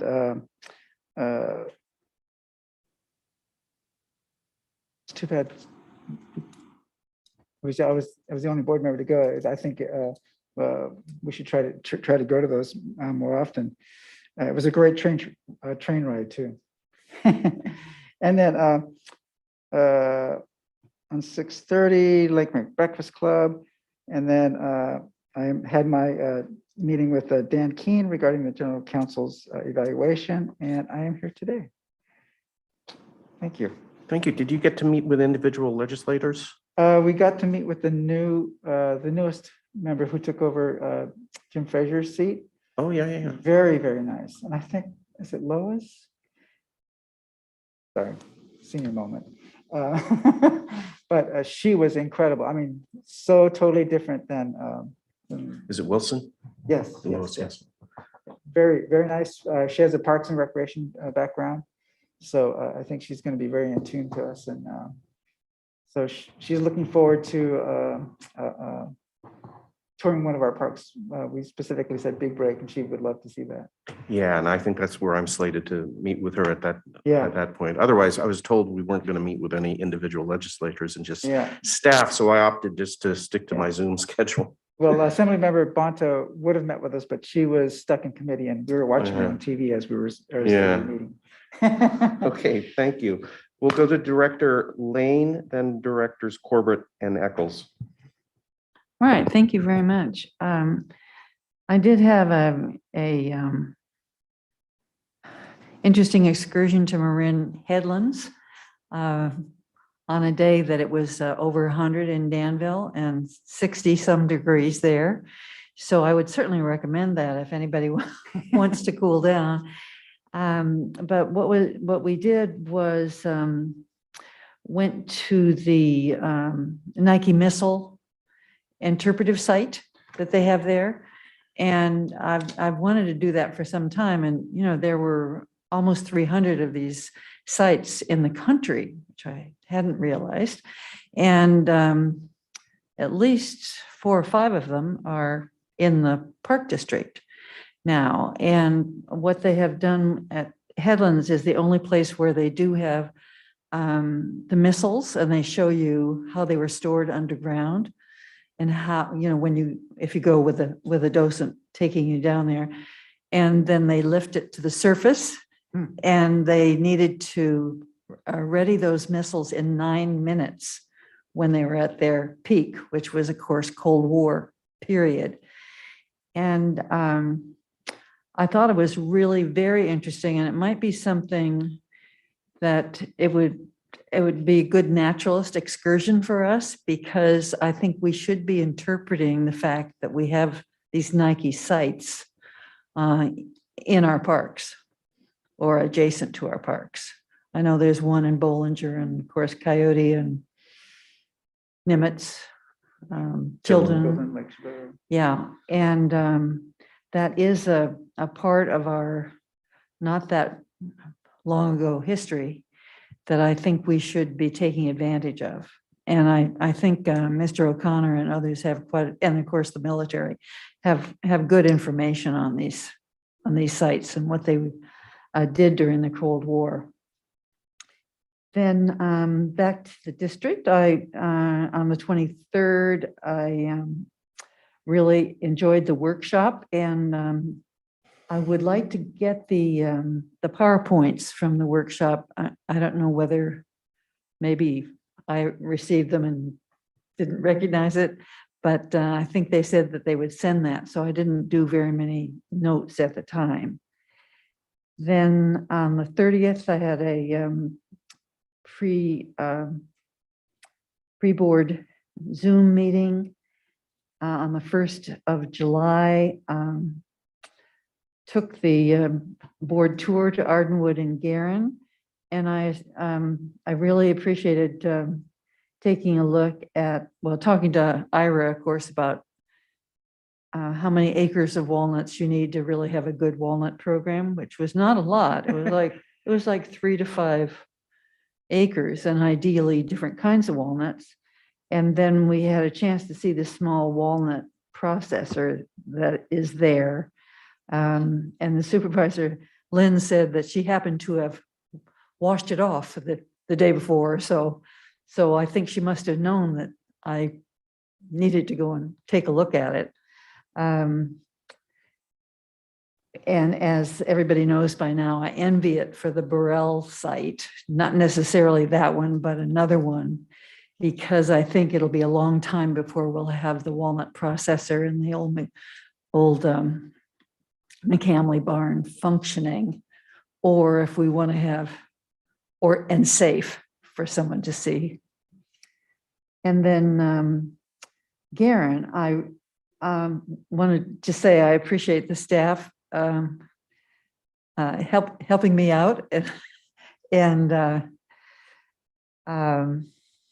giving me a vehicle ride and a chair, and I really enjoyed seeing the bridges. I think the nice thing when you have been on a board for a while is to see the before and the after, and those bridges in Guerin were really needed, and they really look terrific now. So, and then I also wanted to compliment staff on the way the Guerin barn looks.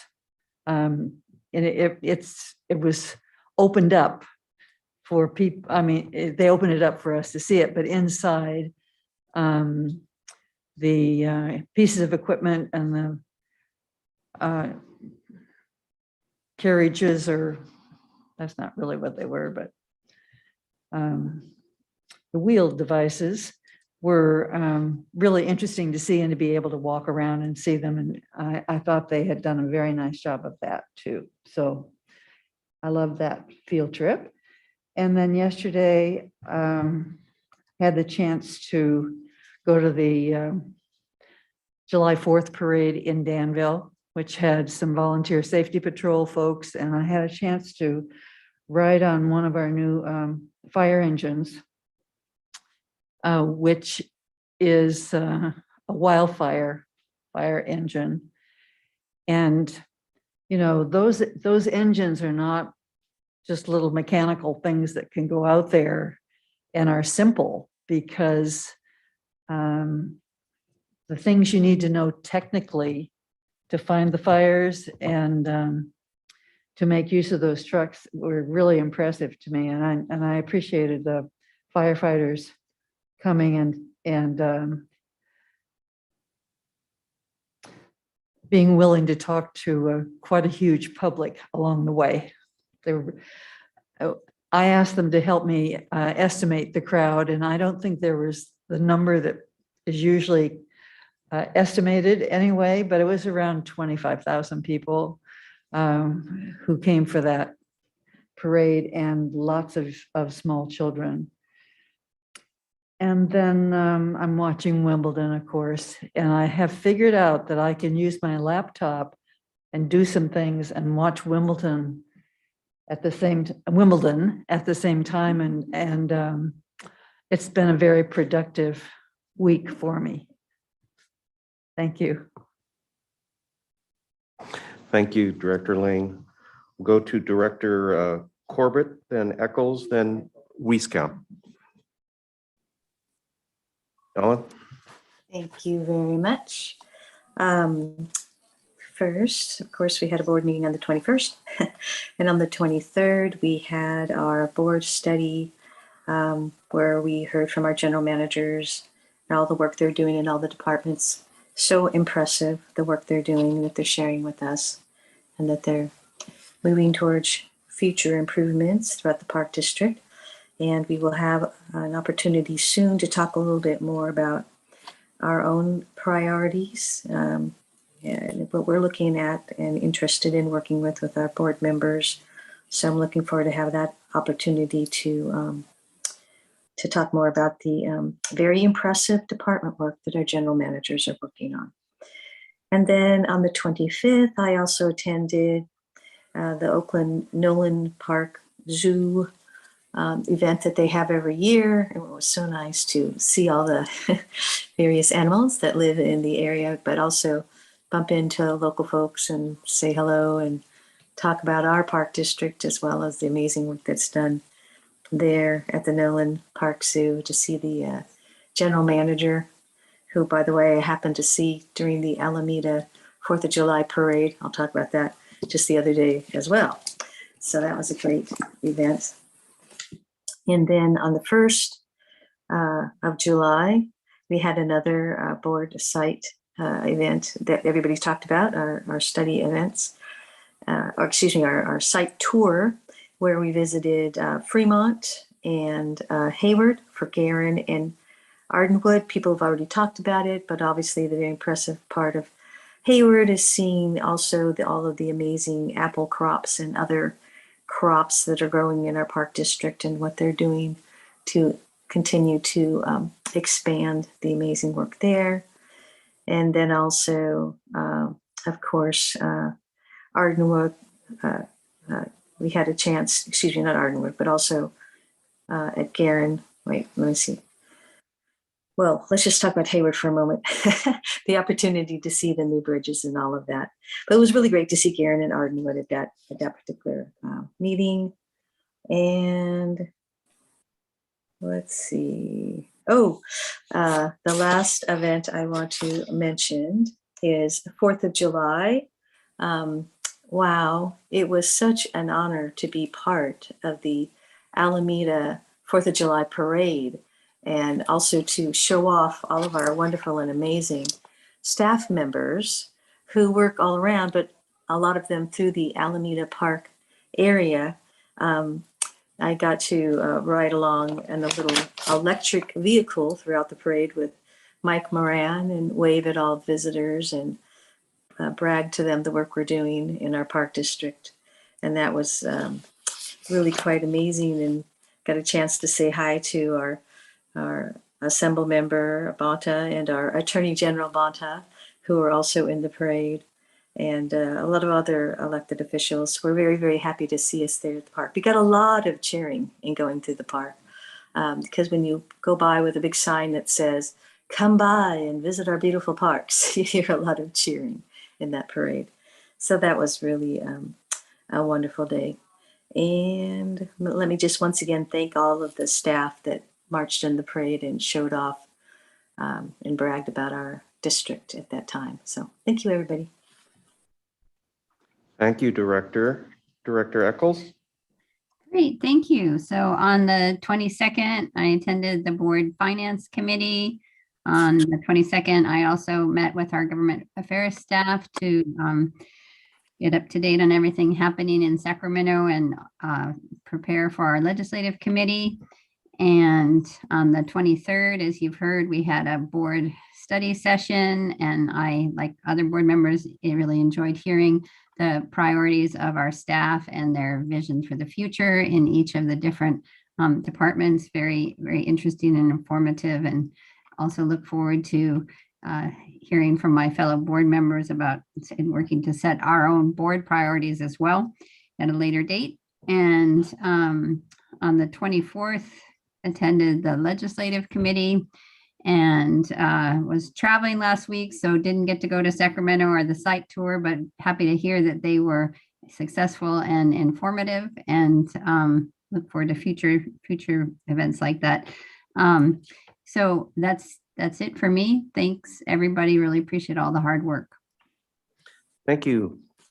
Anne?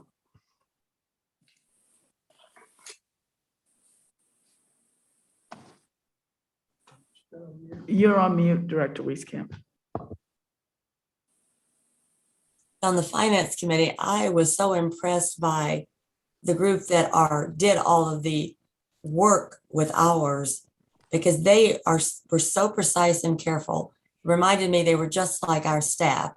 everybody was meticulous in looking at everything that was done. And I think our staff was just as pleased to have someone who was tough there. And I think that shows that we have utmost confidence in our finance, which we should. We know that. I thought the study session was good because for the first time, we heard from our AGMs, their plans, their thoughts. And it was worthwhile for them to take all the time and us to go ahead at a later time to talk about our desires for the future. I took the opportunity on the 23rd to call Carol Johnson and thank her for her tremendous efforts. Twofold. She's done a great job gathering a staff that works so well for the district, independently and together. And on the other hand, as far as I'm concerned, she's built the greatest foundation with obviously selecting great people to serve on the board. And I am so pleased that we have a foundation now that supports us so well in so many ways.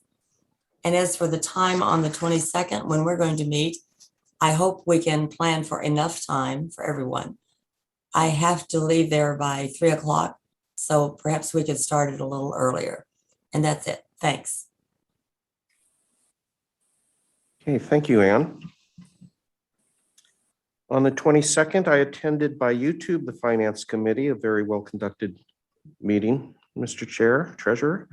I also attended the Capital Goals Study Session and appreciated the reports from our department heads on their own goals and aspirations. Look forward to concluding that session. On the 24th, I had my one-on-one meeting with the general manager, and I decided that since Director Waspy has his own personal office on the shores of Lake Chabot, I could have a personal office at a bench on the bluff overlooking the Carquinez Strait. So that's where we met. On the 25th, Mila and I attended as park ambassadors the annual Martinez Beaver Festival, where the Park District was very well received from all those outdoor enthusiasts and wildlife lovers out in Martinez, celebrating both the beavers and the adoption of Measure F, preserving the Alhambra Highlands. The Oakland Zoo event on the 25th was my first, and it was lots of fun. It is now on my list of annual things to do. On the 28th, I attended the All Abilities Day put on at Big Break, not just the Big Break staff though, but I learned that all our recreation and interpretation folks were involved in preparation of All Abilities Day, and a lot of staff out there. It was a really joyful occasion to attend and see what this district is able to do on behalf of people with various degrees of challenges. On the 28th, I attended another organizational meeting for the Marsh Creek Watershed Council being developed by the Contra Costa RCD. On the 30th, I attended a pre-meeting with the general manager and the deputy general manager and Director Lane and council to prepare for this meeting today. On the 30th, Mila and I went on a evening stroll called a walk and talk with people of color at Point Pinole, and it was led by naturalist Claudia Munoz. Wonderful, couple of miles. I attended the board site tour on the 1st and echo the comments of my colleagues on how well done that was. On the 4th, Mila and I attended as park ambassadors during the course of the day the Hercules 4th of July celebration, and managed to answer lots of questions and recommendations on trails and parks for people to visit, as well as hand out lots of our brochures and Park District swag, which is always well received. On the 2nd, backing up, I spent an afternoon getting steps in around Lake Temescal. And just during the course of that afternoon, ran into park rangers, ran into lifeguards, ran into public safety officers, all stationed around that park. And it was a wonderful opportunity for me to interact with folks on our staffs in a park on a busy day and enjoy their experiences. And in closing, a couple of things in closing. I wanted to thank Director Rosario for representing the Park District before the Bay Conservation and Development Commission, BCDC, as it was considering its own position on the proposal for a new Oklahoma Athletics stadium at Howard Terminal. And they did end up voting 12-2 in support of allowing that project to go forward. And as we on the board know, the board passed a resolution generally supporting the Howard Terminal development, hoping that environmental concerns there will be ultimately addressed. In closing, I just wanted to throw out there maybe for collective thought, and especially among management and people in our workforce, is I think most of us share the feelings of outrage and sadness at what the Supreme Court did in a tremendous step backward in terms of personal freedoms and asserting essentially individual religious views over and above those of individuals and their freedoms. And I have had a hard time figuring out a nexus for us as much as the DEI concepts that were developed in the wake of the social justice movements following George Floyd's murder, that fell on us pretty clearly in terms of things that we could do, and both internally with our own workforce and in terms of our external outreach. This one, because to me, it's very much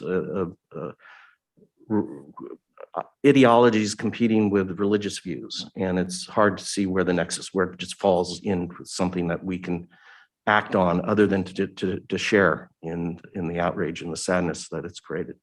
But I would like us to give us some thought to how, in particular, reproductive health as a concept, especially feminine reproductive health, could be worked into a DEI concept. Maybe there's some literature, maybe others are talking about that, but I just wanted to throw that out there for consideration. Anything else? I'm glad you brought that up. I too am extremely disappointed in the Supreme Court and recent decisions that affect women's ability to choose. And on my own Facebook page, I posted a story of a young woman, 10 years old, victim of rape, was denied an abortion in Ohio and had to travel to Indiana. And this is the same, and Ohio is the same state that 2 years earlier, an 11-year-old woman, young girl, died giving birth, and she too was a victim of rape. So it's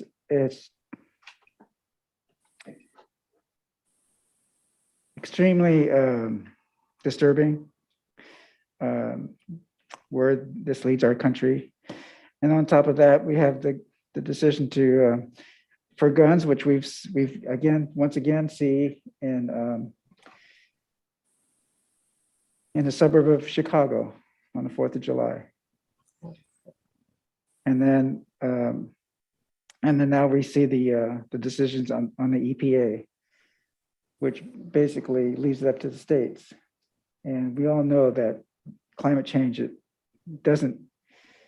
needs a national response, a global response, not a state one. And there's other individual rights that affect the people of this country. And I just wanted to reiterate to everyone that elections matter.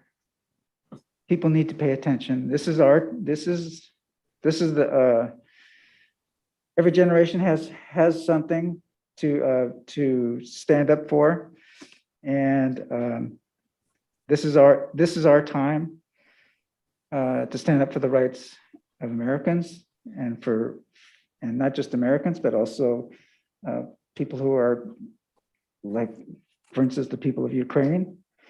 And So we need to stand up and stand up for the rights of others and take care of people in this country and others. And I'm just extremely sad, but also at the same time motivated to help be that voice, to stand up for the rights of others and for the lives of others and the quality of life, especially women in this country. So I thank you for bringing that. I hope that we can work all together as a positive force for good and caring. So thank you. Thank you. You know, it's I often think about how fortunate it is that we have all these wonderful parks and we all get to be associated with the parks and the park district and what it's doing, because when things are going to hell in the world, it's just go out and visit one of our parks. You feel a lot better right away. All right, Director Wieskamp. I want to thank you two gentlemen for speaking up. It happened that 2 days ago, I talked to an old friend of mine, a man, and I was amazed at how passionately he spoke to me about that decision by the Supreme Court. So it's nice to know that women are being supported by a lot of men. So thank you for that. Certainly. All right. Anything else in closing, folks? Otherwise, very good meeting. Thank you again to staff that put so much effort into making this work for us, Yolanda and Sharon and Deborah. We really appreciate it, and all those who put together the presentations. We are adjourned. Take care.